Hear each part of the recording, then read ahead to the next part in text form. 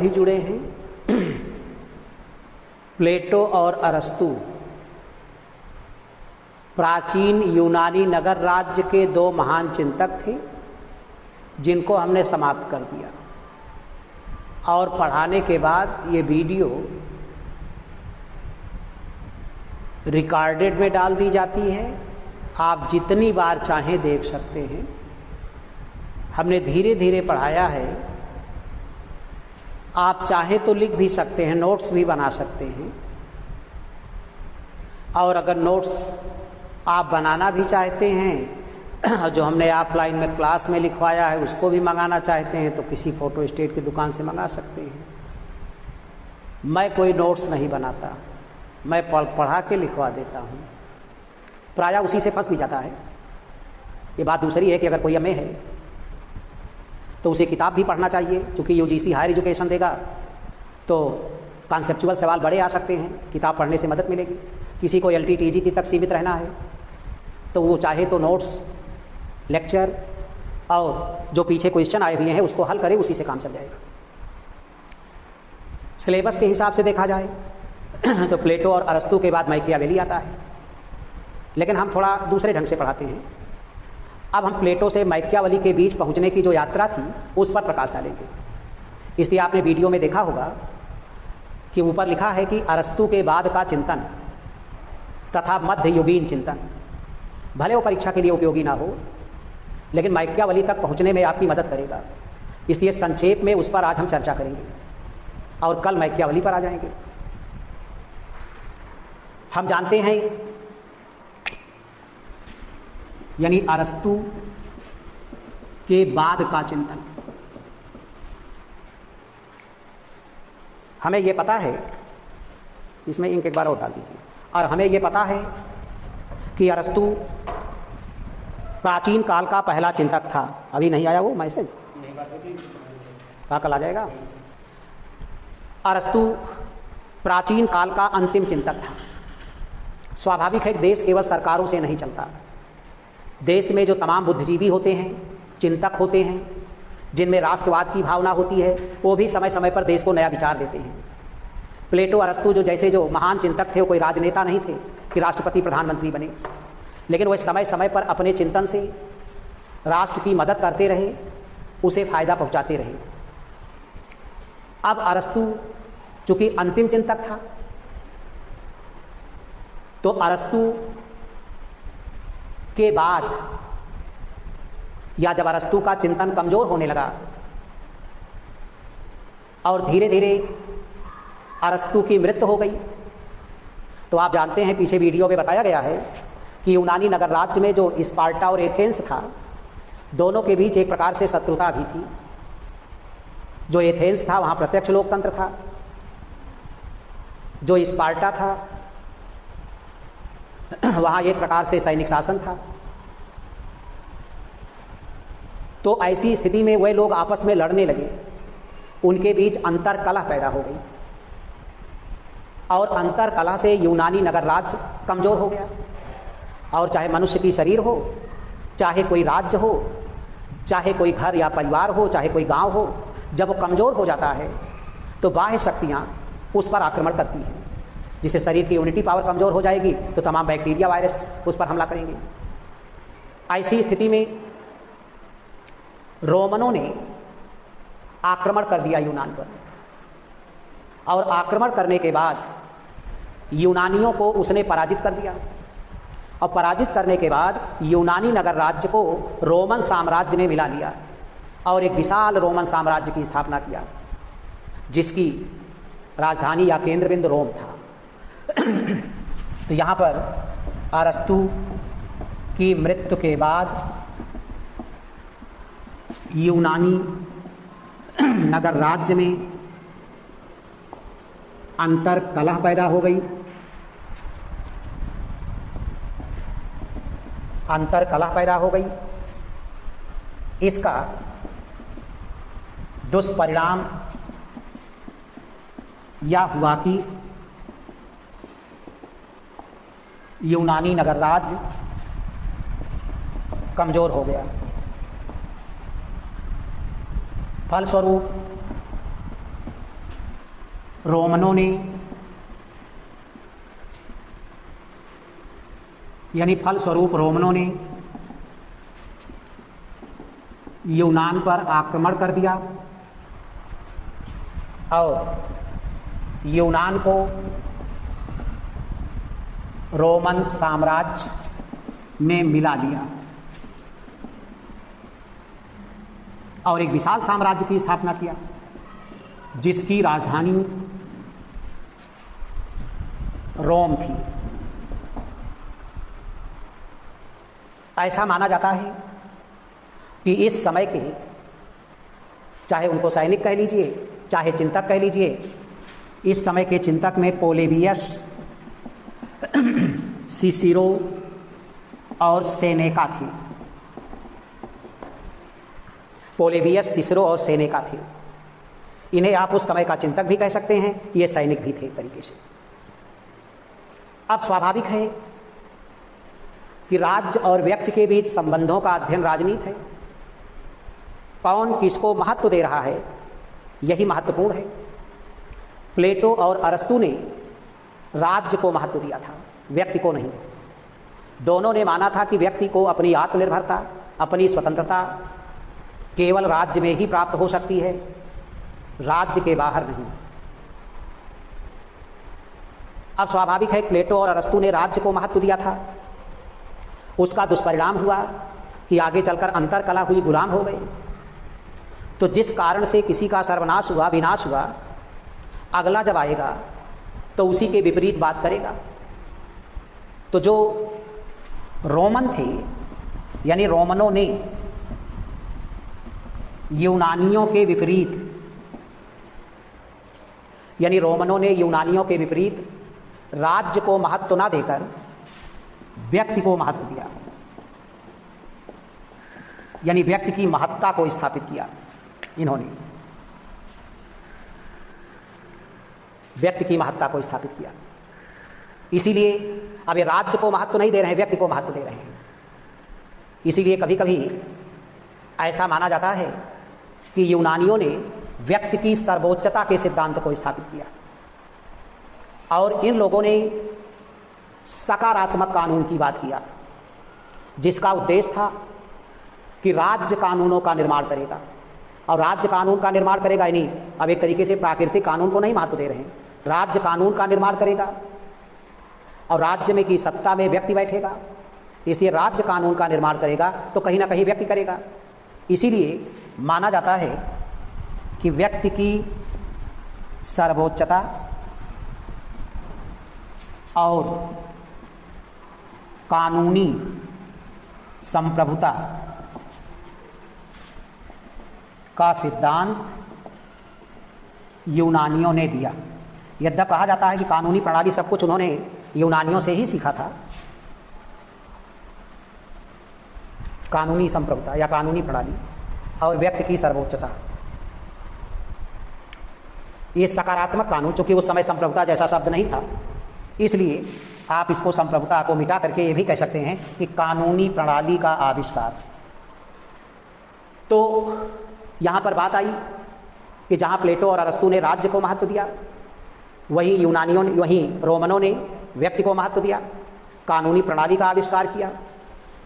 अरस्तु की मृत्यु के बाद यानी यूनानी नगर राज्य में अंतरकलह फैल गई। उसका दुष्परिणाम हुआ कि कमज़ोर हो गया। रोमनों ने आक्रमण कर दिया और यूनानी नगर राज्य को रोम में मिला लिया और एक विशाल रोमन साम्राज्य की स्थापना किया, जिसकी सत्ता का केंद्र बिंदु रोम था। रोमनों ने यूनानियों के विपरीत व्यक्ति की सर्वोच्चता या संप्रभुता और कानूनी प्रणाली का विकास किया।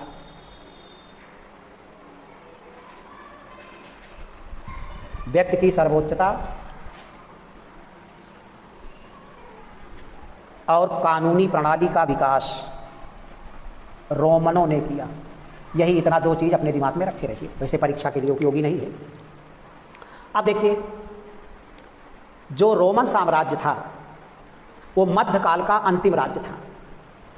आप पढ़े होंगे कि प्रसिद्ध एक जो है गुलाम शासक था रोम का, स्पार्टाकस, और स्पार्टाकस का कथन था, चूँकि रोमन भी बड़े जातिवादी थे, वहाँ भी मनुष्य मनुष्य में बड़ा भेदभाव होता था, इसलिए स्पार्टाकस ने कहा था कि हर मानव के रक्त का रंग एक जैसा है। अब स्वाभाविक है कि जब हर मानव के रक्त का रंग एक जैसा है तो फिर मानव मानव में भेद कैसा है। इसीलिए माना जाता है, प्रकाश देखो नीचे कुछ कम दिखाई पड़ रहा है, हर मानव के रक्त का रंग एक जैसा है। यहीं पर एक शासक पैदा हुआ था, नीरो। बहुत प्रसिद्ध कहानी है कि जब रोम जल रहा था तो नीरो समुद्र के किनारे बैठकर बंसी बजा रहा था। अब ऐसी स्थिति में यह माना जाता है कि रोमन साम्राज्य प्राचीन काल का अंतिम राज्य था और इसके बाद प्राचीन काल का अंत होगा और मध्ययुगीन चिंतन शुरू होगा। आप पढ़ चुके हैं कि जो प्राचीन काल था वह प्रारंभ से लेकर 5वीं सदी तक था और जो मध्यकाल था वह प्रारंभ 6वीं शताब्दी से 15वीं शताब्दी तक है। तो आप ये कह सकते हैं कि मध्यकाल तो हमारे पाठ्यक्रम में भी नहीं है, लेकिन हम मध्यकाल को समझने का थोड़ा सा प्रयास करेंगे ताकि आगे चलकर आपको एक कॉन्सेप्ट बने कि किस प्रकार से युगों का अंत होता रहा। मध्यकालीन चिंतन को धार्मिक चिंतन भी कहा जाता है। अब आप सवाल कर सकते हैं, मध्ययुगीन चिंतन आप कह सकते हैं कि 6वीं से 15वीं सदी तक था।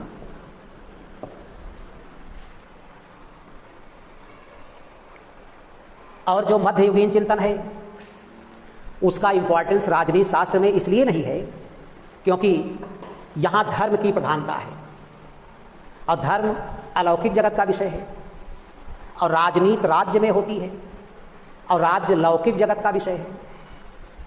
राज्य का उद्देश्य, सरकार का उद्देश्य लौकिक समस्याओं का समाधान है, ना कि अलौकिक समस्या का समाधान। लौकिक माने जो लौके ये सांसारिक जगत, अलौकिक का मतलब ईश्वरीय जगत। इसीलिए मध्यकाल में जिस राज्य की चर्चा हुई है वो धर्म राज्य है और धर्म राज्य लौकिक नहीं हो सकता, राजनीति लौकिक है। इसलिए माना जाता है कि राजनीति शास्त्र में धार्मिक राजनीति का कोई अर्थ नहीं है। अब कोई नारा लगाए जय श्री राम, अल्लाहू अकबर, तो इसका पॉलिटिक्स से कोई लेना देना नहीं, क्योंकि सरकार को लौकिक समस्याओं का समाधान करना है जो लौक रही है, अशिक्षा, गरीबी, भुखमरी, बेरोजगारी, सड़क, सफाई, सुरक्षा, शांति व्यवस्था, न्याय, इसके लिए सरकार बनती है। वहाँ पर धार्मिक नारा लगाने के लिए नहीं बनती। धर्म व्यक्तिगत विषय है, जनता अपने हिसाब से उसका पालन करेगी। ऐसी स्थिति में मध्यकालीन चिंतन को या मध्यकालीन चिंतकों को कोई खास महत्व नहीं मिला। मध्ययुगीन चिंतन में 3 बातें आती हैं निकलकर। पहला है चर्च की प्रधानता,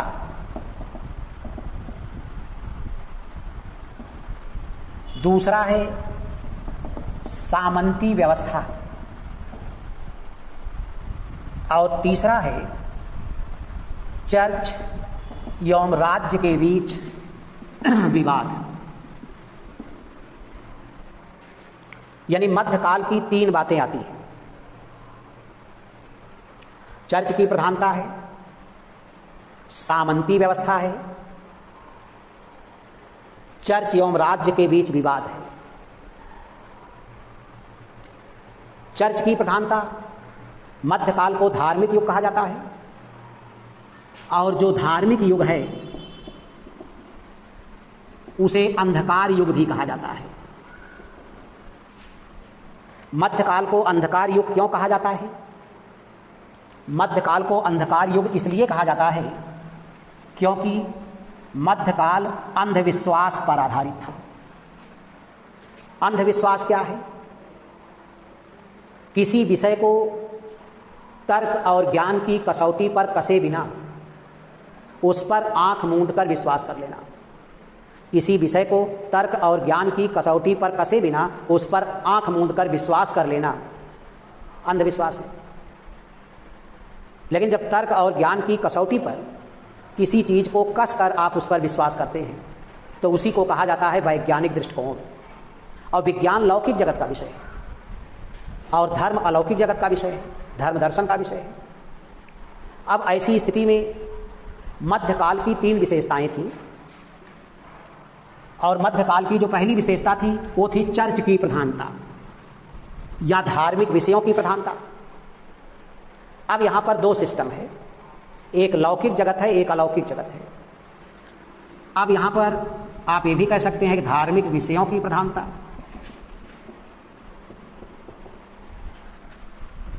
और यहाँ पर 2 सिस्टम है, एक चर्च है और एक राज्य है। चर्च का जो मुखिया है वो पोप है और राज्य का जो मुखिया है वो राजा है। तो ऐसा माना जाता है कि प्रारंभ से लेकर 9वीं शताब्दी तक चर्च की प्रधानता थी, यानी पोप की प्रधानता थी। राज्य भी चर्च के अधीन था, यानी राजा भी पोप से संचालित होता था। और लौकिक और अलौकिक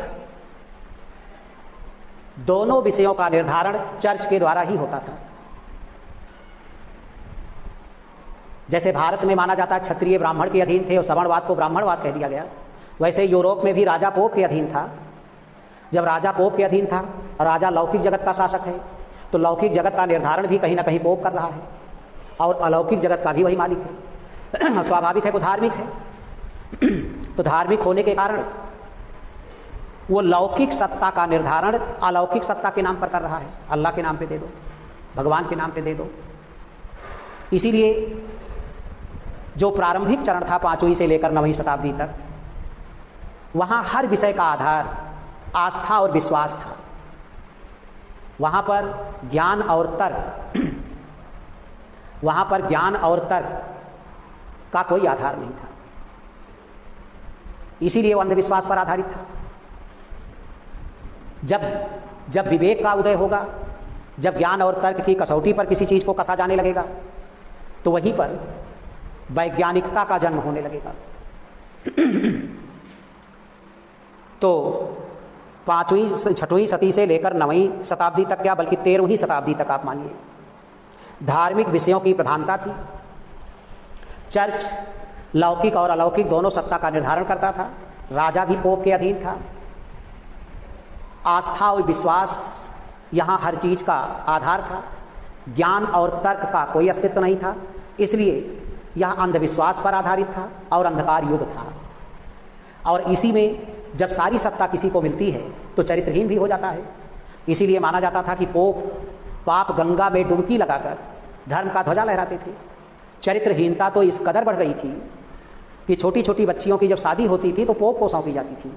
पोप उनके साथ हम बिस्तर होता था, फिर उन्हें स्वर्ग का लेटर देता था। और जब चरित्रहीनता उभर कर सामने आती है तो वहाँ पे पतन होता है। तो ये एक तरीके से मध्ययुगीन चिंतन का पहला रूप है, जिसमें चर्च की प्रधानता है या धार्मिक विषयों की प्रधानता है। राजा भी पोप के अधीन है। यहाँ लौकिक और अलौकिक दोनों जगत का निर्धारण डायरेक्टली और इनडायरेक्टली पोप कर रहा है। राजा होते हुए भी उसका कोई बहुत अस्तित्व नहीं है। दूसरी चीज, सामंती युग, यानी मध्यकाल में सामंती युग का बोलबाला था। कहा जाता है कि जो सामंत सरदार थे, राजा थे, जमींदार जागीरदार थे, जिसे कुलीन वर्ग कहा जाता था, वो एक तरफ थे, और जो जनता थी, किसान थी, व्यापारी थे, वो एक तरफ थे। सामंती युग वह युग है जो सत्ता के बंटवारे पर आधारित है। इसीलिए सामंती युग में यह सत्ता के बंटवारे पर आधारित है।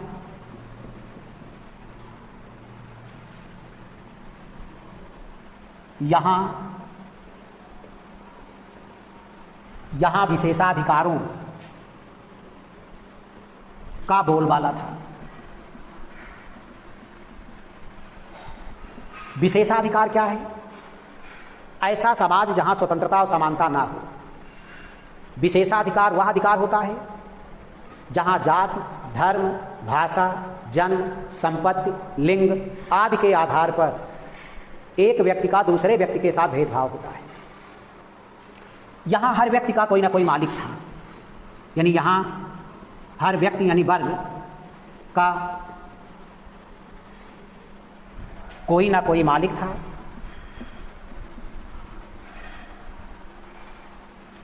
स्वतंत्रता व समानता का अभाव था। भारत में भी जो वर्ण व्यवस्था थी वो भी विशेषाधिकार का सूचक थी कि ब्राह्मण कुल में पैदा हुए, क्षत्रिय कुल में पैदा हुए, शूद्र कुल में पैदा हुए, ये भी तो विशेषाधिकार ही है।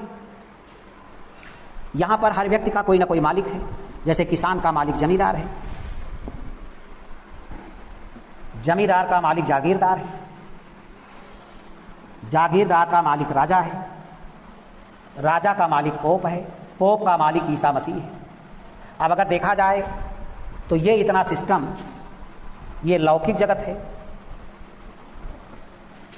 और ईसा मसीह अलौकिक जगत के स्वामी हैं।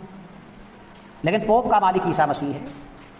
पोप जो कुछ कहता था वो मानता था कि ईसा मसीह का आदेश है, और पोप राजा को आदेश दे रहा है, राजा जागीरदार को, जागीरदार जमींदार को, जमींदार किसान को।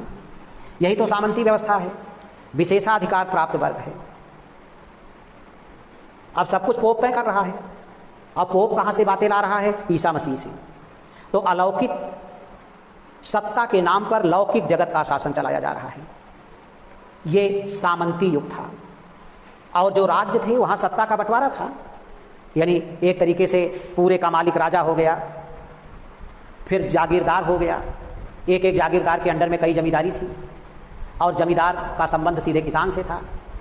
व्यापार क्षेत्रीय था, एक जमींदारी का किसान या व्यापारी दूसरी जमींदारी में व्यापार नहीं कर पाता था, जमींदार अत्याचारी भी थे। और जो तीसरी बात उभर कर सामने आती है, जो तीसरी बात उभर कर आती है वो ये है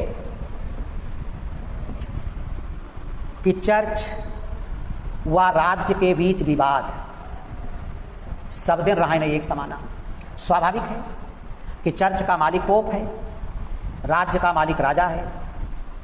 9वीं सदी से लेकर 13वीं सदी तक, 9वीं से 13वीं सदी तक चर्च का राज्य पर वर्चस्व रहा। लेकिन आगे चलकर चर्च और राज्य के बीच विवाद पैदा हो गया। अब राजा ये कहने लगा कि भाई हमको भी तो ईसा मसीह ने बनाया, अब आपको भी ईसा मसीह ने बनाया, तो हम आपकी बात क्यों मानें? हम डायरेक्ट कनेक्शन ऊपर से क्यों ना जोड़ लें? इसीलिए इसी में जब आप पॉलिटिकल थ्योरी पढ़ते हैं तो इसी में बातें उभर कर आती हैं कि राज्य की उत्पत्ति का दैवीय सिद्धांत, कि राजा ने खुद को यह मानना शुरू कर दिया कि हमें ईश्वर ने बनाया है। We are representative of God, not we are representative of the church. तो 13वीं सदी के दौरान, यानी 13वीं सदी में, अब 13वीं सदी तक का मतलब है पूरा नहीं था, चर्च और राज्य के बीच विवाद छिड़ गया, जिसमें राजा ने यह मानने से इनकार कर दिया कि हम पोप के अधीन हैं।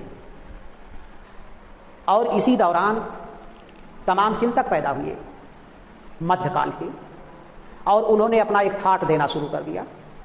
क्योंकि सकारात्मक नकारात्मक दोनों प्रकार के लोग होते हैं, तो उसने भी अपना एक थॉट देना शुरू किया। इसी दौरान तमाम चिंतक जैसे संत ऑगस्टाइन आए। संत ऑगस्टाइन ने 2 नगरों का सिद्धांत दिया। उन्होंने कहा कि एक तो ईश्वरीय नगर है और एक मानवीय नगर है, और द सिटी ऑफ गॉड नामक पुस्तक भी लिख दिया। द सिटी ऑफ गॉड नामक पुस्तक लिख दिया। तो संत ऑगस्टाइन ने 2 नगरों का सिद्धांत दिया। वो नगर अलग है, ये नगर अलग है। और इतना ही नहीं, संत ऑगस्टाइन के बाद टॉमस एक्विनास आए, और टॉमस एक्विनास ने ईश्वरीय कानून और प्राकृतिक कानून में अंतर किया। ईश्वरीय कानून और प्राकृतिक कानून में अंतर किया। यानी संत टॉमस एक्विनास ने प्राकृतिक कानून और मानवीय कानून में अंतर किया। प्राकृतिक कानून व मानवीय कानून में अंतर। इसके बाद पोप ग्लेसियस द्वितीय आए। इन्होंने दो तलवारों का सिद्धांत दिया। इन्होंने दो तलवारों का सिद्धांत दिया और यह बताने का प्रयास किया कि एक म्यान में दो तलवार नहीं रह सकती। यानी इनका मतलब था कि दो सत्ता एक साथ नहीं रह सकती। इसीलिए जो लौकिक सत्ता है और जो अलौकिक सत्ता है उसे अलग अलग होना चाहिए। अब ये जो तमाम चिंतक हैं जब ये अपने विचार दे रहे हैं तो समाज पर इसका प्रभाव पड़ रहा है। इसके बाद जो मध्यकाल का अंतिम चिंतक था जिसकी विचारधारा ने काफी परिवर्तन किया वो है मर्सिलियो आप पेदुआ। मर्सिलियो आप पेदुआ है। 1275 में इसकी जन्म हुआ था और 1343 में इसकी मृत्यु हुई है। मर्सिलियो आप पेदुआ मध्यकाल का अंतिम चिंतक है। इसकी विचारधारा ने मध्यकाल के अंत में बड़ी मदद किया। मर्सिलियो आप पेदुआ ने स्पष्ट कर दिया कि चर्च यानी पोप की सत्ता और राज्य की सत्ता दोनों अलग अलग होनी चाहिए। इसने कह दिया कि पोप का काम है परलोक सुधारना और राजा का काम है इहलोक को सुधारना। यानी पोप उस लोक को सुधारे, राजा इस लोक को सुधारे। और राजा पोप से संचालित ना हो, क्योंकि राजा जनहित में काम करता है, इसलिए जनता राजा को तय करे। उसने तो यहाँ तक कह दिया कि अगर जनता का समर्थन प्राप्त ना हो तो पोप को भी परलोक सुधारने का अधिकार नहीं है। आज भी आप देखते हैं शंकराचार्य हैं, तमाम मौलाना साधु सन्यासी हैं, वो भी डायरेक्टली और इनडायरेक्टली कहीं ना कहीं से चुने जाते हैं, कहीं ना कहीं से चुने जाते हैं। ऐसा नहीं है कि खुद आ जाते हैं।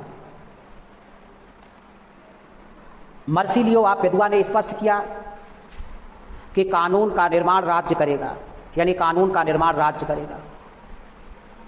इसलिए राज्य में चुने हुए लोग यानी राज्य में लोग बैठेंगे तो जब उसका निर्माण राज्य करेगा तो स्वाभाविक है वो कानून मानवीय होना चाहिए।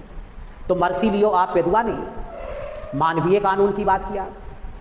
मर्सिलियो आप पेदुआ ने चर्च और राज्य के कार्यों को अलग किया और स्पष्ट कर दिया कि लौकिक जगत में पोप का कोई इंटरफेयर नहीं होगा। अब ये सब जो विचारधारा थी, इन सब विचारधारा ने मध्यकाल को एक प्रकार से हिला के रख दिया। और जब मध्यकाल को हिला कर रख दिया तो लोगों का मनोबल बढ़ा और फिर यूरोप में कई आंदोलन शुरू हो गए।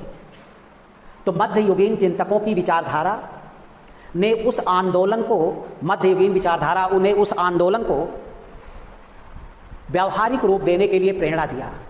और उन्हीं आंदोलनों का प्रभाव है कि मध्यकाल के मौत की घंटी बज गई, यानी मध्यकाल का अंत हुआ और आधुनिक काल का उदय हुआ। और आधुनिक काल जब उदय होगा तो उसी के चिंतकों में हम Machiavelli, Hobbes, Locke, Rousseau, Bentham Mill जो पढ़ते हैं उसका जिक्र होगा। तो आप ये कह सकते हैं कि मध्यकाल की समाप्ति और आधुनिक काल के उदय में सहायक आंदोलन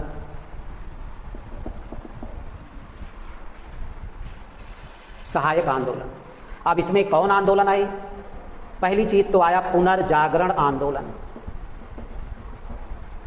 दूसरा आया धर्म सुधार आंदोलन, तीसरा एक आंदोलन और भी है, वैसे इसके पहले ही चला था, परिषदीय आंदोलन, जिसे काउंसिलियर आंदोलन भी कहा जाता है। यानी पुनर्जागरण आंदोलन, धर्म सुधार आंदोलन, परिषदीय आंदोलन, व्यापारिक वाणिज्यिक क्रांति व्यापारिक वाणिज्यिक क्रांति, और भी आप कह सकते हैं वैज्ञानिक क्रांति। ये यूरोप में चलने वाले आंदोलन थे जिन्होंने मध्यकाल की समाप्ति और आधुनिक काल के उदय में मदद किया। ये आंदोलन 15वीं व 16वीं सदी में चले और 16वीं शताब्दी में ही मध्यकाल का अंत होता है और आधुनिक काल का उदय होता है। इसमें पुनर्जागरण आंदोलन जो 14वीं और 15वीं शताब्दी में चला बड़ा महत्वपूर्ण रहा। पुनर्जागरण आंदोलन को अंग्रेजी में कहते हैं रेनेसां, और रेनेसां का अर्थ है ज्ञानोदय। पुनर्जागरण आंदोलन ने माना कि जब ज्ञान और विज्ञान का उदय होगा, जब ज्ञान और विज्ञान का उदय होगा तो अंधविश्वास अपने आप खत्म हो जाएगा, और इसलिए पुनर्जागरण आंदोलन को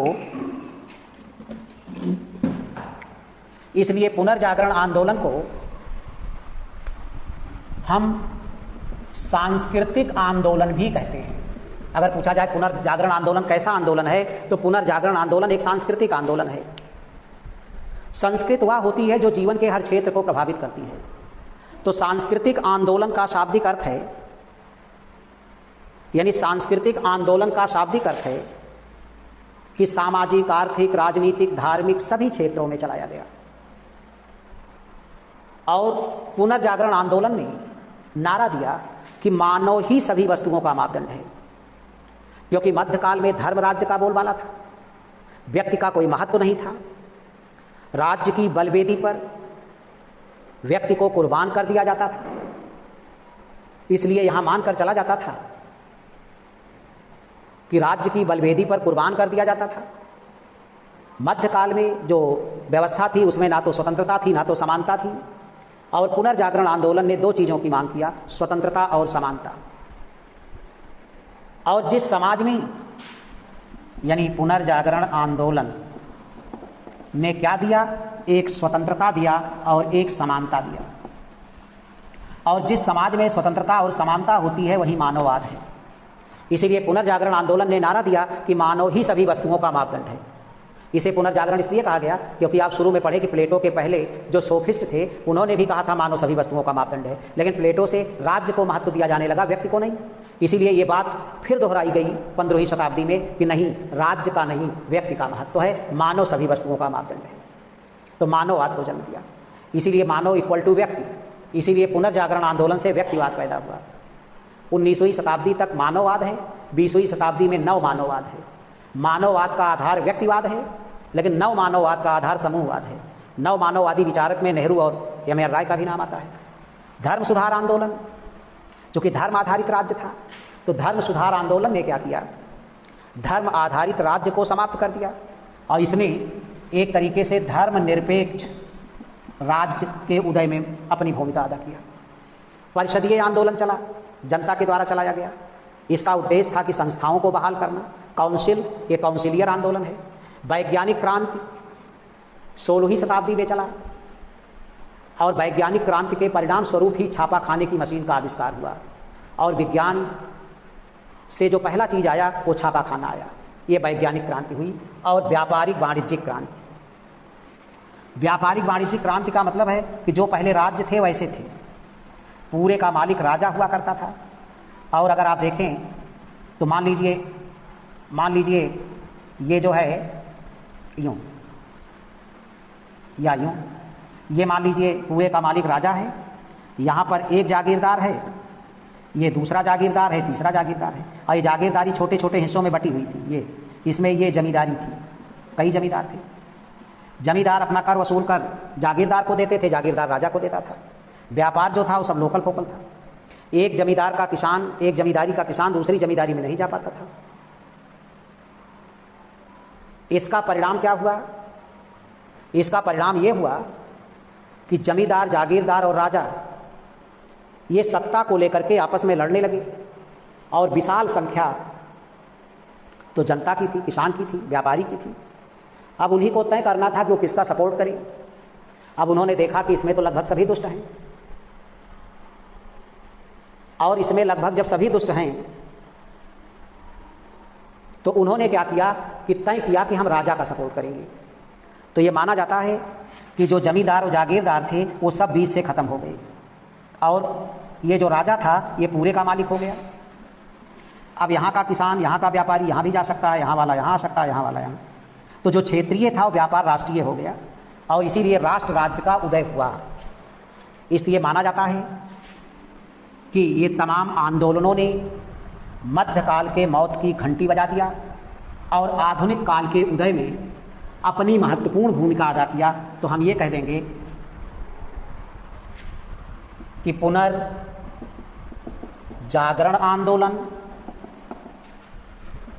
धर्म सुधार आंदोलन,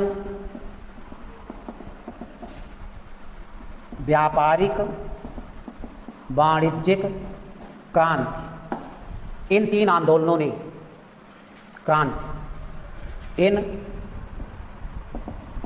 आंदोलनों ने मध्यकाल में चूंकि सामंती युग था, सामंती राज्य को समाप्त करके 16वीं सदी में राष्ट्र राज्य के उदय में महत्वपूर्ण भूमिका निभाई। पुनर्जागरण आंदोलन, धर्म सुधार आंदोलन, व्यापारिक वाणिज्यिक क्रांति ने सामंती राज्य को समाप्त करके 16वीं सदी में राष्ट्र राज्य के उदय में महत्वपूर्ण भूमिका निभाई। अब राष्ट्र राज्य के उदय के साथ आधुनिक काल का जन्म हो गया। राष्ट्र राज्य के उदय के साथ आधुनिक काल का जन्म हुआ और अब आधुनिक काल का जन्म हो गया। अब पहला चिंतक मैकियावेली होगा जिसकी चर्चा हम कल करेंगे। ये तो हमने इसलिए बता दिया कि चलिए भाई 1 घंटा हम मेहनत कर दिए तो आपको ये पता चल गया कि अरस्तु के बाद से लेकर मैकियावेली के आने तक की क्या घटना घटी, क्योंकि जो कंपटीशन है वो कॉन्सेप्ट पर आधारित होता है और कंपटीशन एक समझ है। जब तक आपके अंदर समझ नहीं विकसित होगी चीज़ें आएंगी नहीं, क्योंकि आप ना तो उसे रट सकते हैं ना तो और कुछ कर सकते हैं, आपको समझना पड़ेगा। ठीक है, इसी के साथ आज का क्लास हम समाप्त करते हैं और कल मैकियावेली पर चर्चा करेंगे। LTTG टीम देख लीजिए, मैकियावेली नहीं है, लेकिन हम संपूर्ण का अध्ययन कराते हैं और उसमें तमाम बच्चे भ्रम में रहते हैं साहब LT वाला है कि PGT वाला है। मेरे भाई थ्योरी, थिंकर, संविधान सब में है। जो LTTGT नहीं देते उनको कंपैरेटिव, इंटरनेशनल, पब्लिकेट 3 किताब और पढ़ना पड़ता है, बस अंतर इतना है। इसलिए थोड़ा सा नॉलेज रखिए, जब आपको थोड़ा सा ज्ञान होगा तो आपके अंदर पेशेंस आएगा, धैर्य आएगा, समझदारी आएगी और आप आगे बढ़ते चले जाएंगे। बहुत सरल है, हमारे साथ आप पढ़ते रहेंगे, लेक्चर सुनते रहिए, वीडियो आप 10 बार पढ़िए, अपने आप नोट्स भी बना सकते हैं। जहाँ ज़रूरत पड़ेगी हम बताएंगे कि कैसे जब ख़त्म हो जाएगा तो हम 10, 20, 25 पोजीशन मेंसों के लिए इंडिकेट कर देंगे। लेकिन पूरे का कॉन्सेप्ट समझे रहेंगे तो फ़ायदा होगा, पता नहीं कहाँ से आ जाए। मेहनत आप ही को करना है। धन्यवाद।